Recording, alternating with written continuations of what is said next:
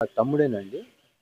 అతను last month tour మీద వెళ్ళాడు. నిన్న సాయంత్రమే వచ్చాడతను. వచ్చి తలుపు చూస్తే తాళం తీసి చూస్తే లోపలంతా చోరీ జరిగినట్టు తెలిసిపోయింది.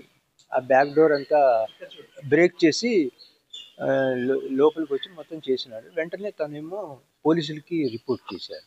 నిన్న వాళ్ళు వచ్చేసి అన్నీ రాసుకున్నారు మొత్తం పర్టికులర్స్ అంతా. ఎంత పోయింది? రమ్మరమ్మి అన్నీ కలిపి ఓ 60-70 వరకు ఉంటాయండి.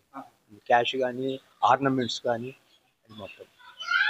వైఎస్ఆర్ కాలనీలో మలక్పేటలో గత 20 సంవత్సరాలుగా ఉంటున్నాము. ఎన్నడూ లేనిది ఈరోజు మాకు జరగడం ఇది చాలా బాధాకరం.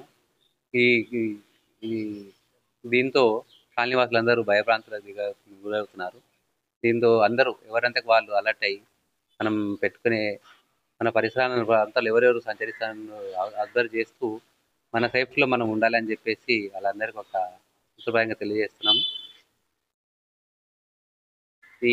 ఏదైతే మన ఏదైతే థెఫ్ట్ అయిందో దానికి సంబంధించిన తొందరగా రికవరీ చేస్తే వాళ్ళకి మనకు బాగుంటుందని చెప్పేసి కోరుకుంటూ.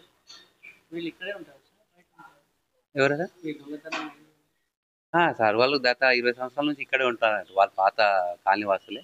ఎప్పుడు లేనిది వాళ్ళకు అదే అన్నట్టు. అదే ఇన్ని రోజుల నుంచి ఉంటున్నాము కాలనీలో ఇంత ధైర్యంగా ఇన్ని సంవత్సరాలుగా ఉంటున్న సేఫ్టీ కాలనీ అని చెప్పేసి అందరికీ మంచి ఇది ఉండేది.